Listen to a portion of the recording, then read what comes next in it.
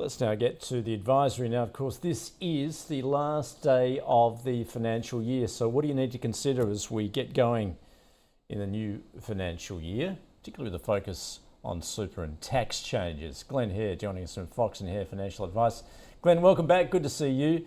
Of course, also, the new financial year ushers in changes inevitably, particularly in regards to tax, and the most controversial of all, of course, being that new tax on the $3 million super threshold.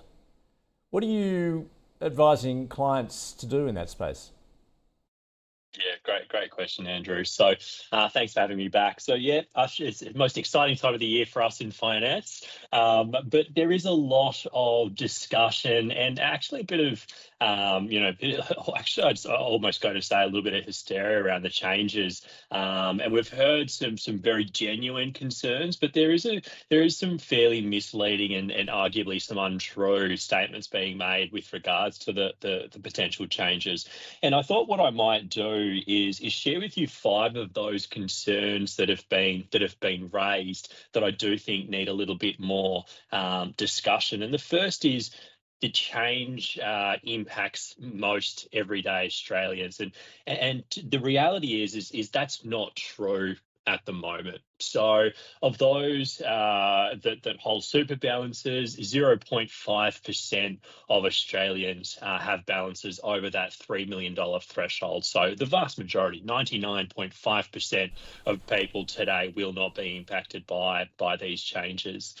And I'd go on to say that there is, the average balance, the superannuation balance in Australia is actually around $150,000, so significantly less than that $3 million mark. And although I don't have a crystal ball, and I certainly cannot see the future, but looking at government policies and behaviours today, I would be incredibly surprised if the policy was not looked to be adjusted in the years to come.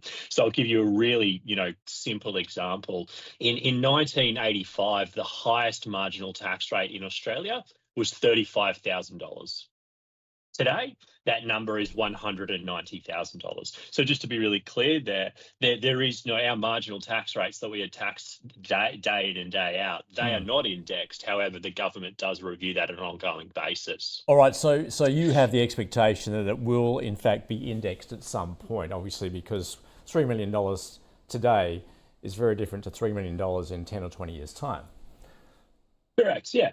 And governments over the last 40 years, the suggestion is, and, the behaviours of previous government and, policy conversations suggest that may be the case. And, I guess there's a lead-on comment to that. And the second comment being, or concern that's being raised is, younger generations will be disproportionately affected by the changes over the coming years.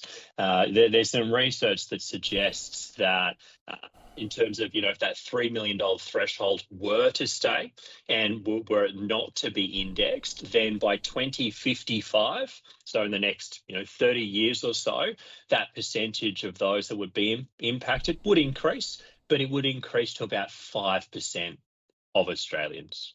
Okay, so again, there's an argument to say, is future government going to want that to increase? Potentially, potentially not. But it also there's this growing conversation that this increased tax, in fact, may favour young Australians, that stand to potentially benefit the most, given that this tax aims to improve budget sustainability, potentially reducing future financial burdens on young Australians.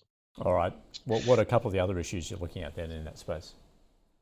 A couple of other ones. It's a retrospective tax on your existing super balance, not the case. The benefit reduction will apply only to those earnings generated on balances above $3 million. The government is putting a cap on how much super you can have, which again is not necessarily the case. And the last one, which I've also heard a little bit of, is this will cause people to pull money out of super and further inflate the housing market. And I want to draw listeners' attention to the fact that there still is a tax concession.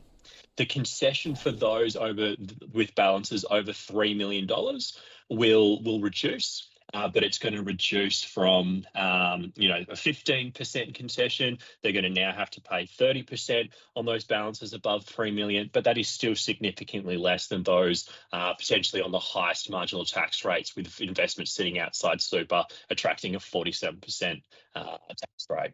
So, Glenn, have you had clients come to you and say, look, given these changes, I need to restructure my super? I guess particularly those with SMSFs.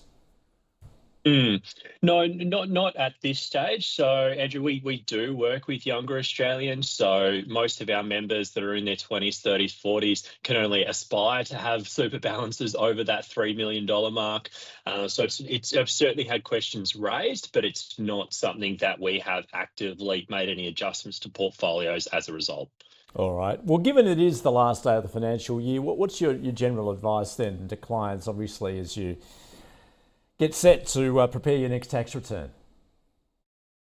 Taken as an opportunity to restart for the new financial year. Work out, what does the next 12 months look like for you? What are some of the goals, aspirations that you're driving towards? And always make sure that how you're managing your day-to-day finances in line with those goals.